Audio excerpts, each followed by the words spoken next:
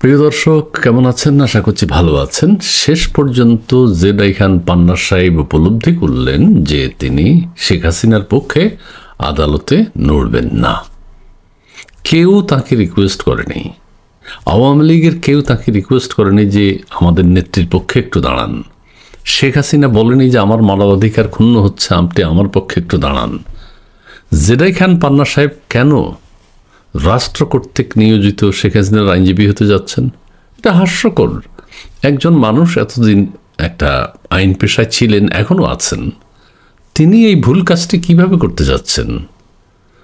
জনগণ সারা দেশব্যাপী একটা সমালোচনার ঝড় উঠেছে তাকে নিয়ে, জেদাই খান পান্নার এই পরিবর্তন নিয়ে। যাই হোক, শেষ পর্যন্ত তিনি বুঝেছেন যে এই কাজটা করা ওনার ঠিক না।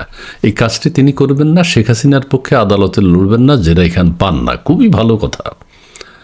আপনি একজন সিনিয়র আইনজীবী, আপনি এই ভুল কাজটা কিভাবে করেন? এটা তো বলাই আপনার ঠিক হয়নি। সবাই বলল যে এই যে কত রকম কথা আপনার বিরুদ্ধে, আপনার টাকার বস্তা চলে গেছে, এই হয়েছে সে হয়েছে, আন্তর্জাতিক সম্প্রদায়কে আপনি এই আদালতের বৈধতা দেওয়ার জন্য একটা পাঁয়তারা করছেন। যাক, জোরপূর্বক গুম, খুন ও নির্যাতনের অভিযোগে মানবতা বিরোধী অপরাধের পৃথক 2 মামলায় ক্ষমতাচ্যুত সাবেক প্রধানমন্ত্রী শেখ হাসিনা সহ পলাতক 7 জনের পক্ষে আন্তর্জাতিক অপরাধ ট্রাইব্যুনালে আইনি লড়াই না করার সিদ্ধান্ত নিয়েছেন সুপ্রিম কোর্টের সিনিয়র আইনজীবী জেদাই খান পান্না। আল্লাহ তাকে বাঁচিয়েছে, বেঁচেছেন তিনি। ঠিক আছে, এক ভিডিও বার্তায় তিনি এই কথা বলেন। কি ঘোষণা দিয়েছেন? ভিডিও বার্তায় সরে দাঁড়ানোর কারণ ব্যাখ্যা করে জেদাই খান পান্না বলেন যে যেই আদালতের উপর শেখ হাসিনার আস্থা নেই, সেই আদালতে আমি তার পক্ষে লড়াই করব না। তো এটা তো সিম্পল ব্যাপার। এইটা বুঝতে আপনি সিনিয়র আইনজীবীর আপনার এতদিন লেগেছে? এটা একটা শিশু বোঝে যে যার উপর যার নামে মামলা, সেই এই আদালতকে বিশ্বাস করে না, অ্যাকসেপ্ট করে না, আপনি সেটার আইনজীবী হতে যাবেন কেন? আবারও বলি, বিষয়টা খুবই সিম্পল। যেই আদালতের উপর শেখ হাসিনার আস্থা নেই, সেই আদালতে আমি তার পক্ষে আইনি লড়াই করব না। আমি এই ভিডিও বার্তার মাধ্যমে বিষয়টি জানালাম। তিনি ভিডিও বার্তার মাধ্যমে বিষয়টি জানালেন। রাষ্ট্রনিযুক্ত আইনজীবী হিসেবে নিয়োগ প্রক্রিয়া, রাষ্ট্র তাকে নিয়োগ করেছে আমির হোসেনের মতো। সেই মামলায় তার ফাঁসি হয়েছে শেখ হাসিনার। এখন এই মামলাও শেখ হাসিনার একটা বড় কিছু হবে। তো উনি কেন দাঁড়াবেন? কেন দাঁড়ানোর সিদ্ধান্ত নিয়েছেন? রাষ্ট্রনিযুক্ত আইনজীবী হিসেবে আইন নিয়োগ প্রক্রিয়া ও পদত্যাগ প্রসঙ্গে তিনি বলেন, রাষ্ট্র তাকে নিয়োগ দিয়েছে, জেদাই খান পান্নাকে। পদত্যাগের বিষয়ে তিনি বলেন যে তারা ফরমাল চিঠি এখন পর্যন্ত তাকে দেয়নি। ঠিক আছে, রাষ্ট্র এখনও তাকে ফরমাল চিঠি দেয়নি। চিঠি পেলে তিনি সেটা ফরমাল ওয়েতে জানাবেন। ঠিক আছে।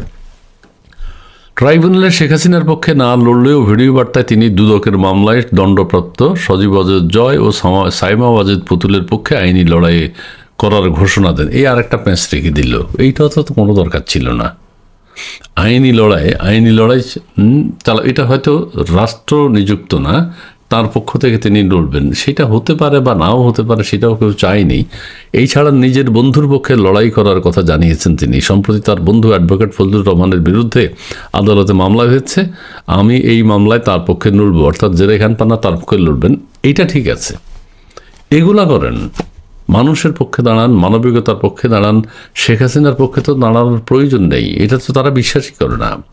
এই কোর্টকে তো তারা মানে না, আওয়ামী লীগ ওন করে না, এই বিচার প্রক্রিয়াই তো তারা মানে না। সো আপনি আপনার বন্ধুদের জন্য কাজ করেন। সাইমা ওয়াজেদ পুতুল এবং সজীব ওয়াজেদ জয় তারাও তো রিকোয়েস্ট করে না, কিন্তু এটাও বেশি হয়ে যাচ্ছে, বাড়াবাড়ি। ফজলুর রহমান সাহেবের জন্য আপনি দাঁড়ান। অন্যান্য অমানবিকতা যেগুলো হচ্ছে, খুন, ধর্ষণ, বাউলদের উপরে যে নির্যাতন হচ্ছে, অন্যান্য সম্প্রদায়ের উপর যে নির্যাতন হচ্ছে, এগুলোর পক্ষে দাঁড়ান। আপামর জনসাধারণের জন্য দাঁড়ান।